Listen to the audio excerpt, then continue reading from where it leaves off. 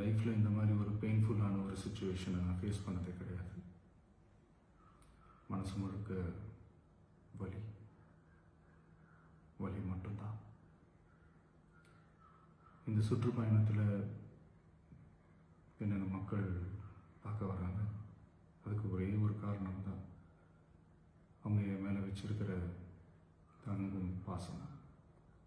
அந்த அன்புக்கும் பாசத்துக்கும் நான் எப்பவும் கடமைப்பட்டிருக்கிறேன். அதனால தான் இந்த சுற்றுப்பயணத்தில் மற்ற எல்லா விஷயங்களையும் தாண்டி மக்களுடைய சேஃப்டி, அதில் எந்த காம்ப்ரமைஸும் பண்ணிடக்கூடாதுன்றதுக்காக தான் அது என் மனசில் ரொம்ப ஆழமாக இருக்கும் அந்த எண்ணம். அதனால தான் இந்த அரசியல் காரணங்கள் எல்லாத்தையும் தவிர்த்துட்டு ஒதுக்கி வச்சுட்டு மக்களுடைய சேஃப்டி மட்டும் மைண்டில் வச்சுக்கிட்டு அதுக்கான இடங்களை சூஸ் பண்ணுறது, அதுக்கான இடங்களை பார்த்து பர்மிஷன் கேட்குறது, போலீஸ் டிபார்ட்மெண்ட்டில் அதை ரிக்வெஸ்ட் பண்ணி கேட்போம். ஆனால்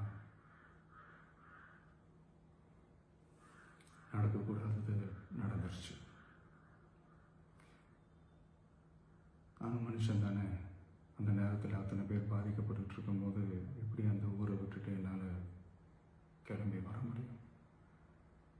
நான் திரும்ப அங்கே போகணும்னு இருந்துச்சுன்னா அதை ஒரு காரணம் காட்டி அங்கே வேறு சில பதட்டமான சுச்சுவேஷன்ஸ், வேறு சில சம்பாவிதங்கள், அந்த மாதிரி எதுவும் நடந்துடக்கூடாதுன்றதுக்காக தான் நாங்கள் அவாய்ட் பண்ணோம்.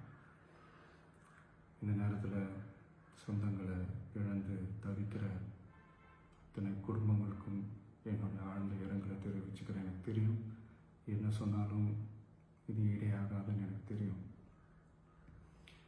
ஹாஸ்பிட்டலில் ட்ரீட் பண்ணிகிட்ருக்கிற எல்லாருமே சீக்கிரமாக க்யூர் ஆகி வரணுன்றது இந்த நேரத்தில் நான் வேண்டிக்கிறேன். கூடிய சீக்கிரமே உங்கள் எல்லாரையும் நான் சந்திக்கிறேன். இந்த நேரத்தில் எங்களுடைய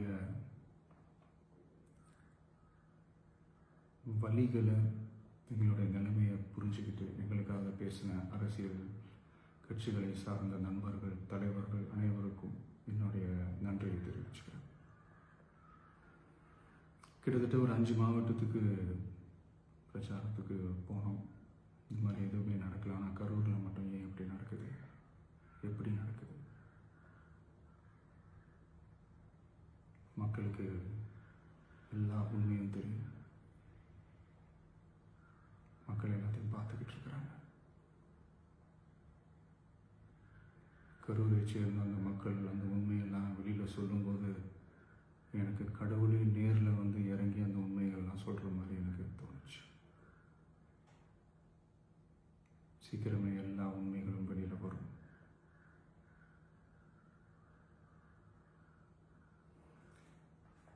எங்களுக்கு தரப்பட்ட இடத்துல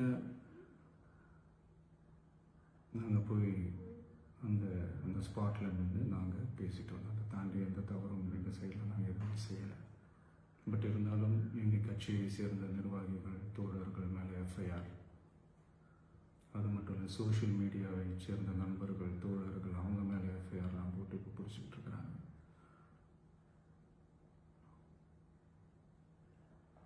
சிஎம் சார், உங்களுக்கு ஏதாவது இந்த பழி வாங்கணும் அப்படின்ற எண்ணம் ஏதாவது இருந்துச்சுன்னா என்ன வேணாலும் பண்ணுங்க. அவங்க மேலே கை வைக்காதீங்க. நான் ஒன்று வீட்டில் இருப்பேன், இல்லை நான் ஆஃபீஸில் இருப்பேன். என்ன வேணாலும் செய்யுங்க. நண்பர்களே, தோழர்களே,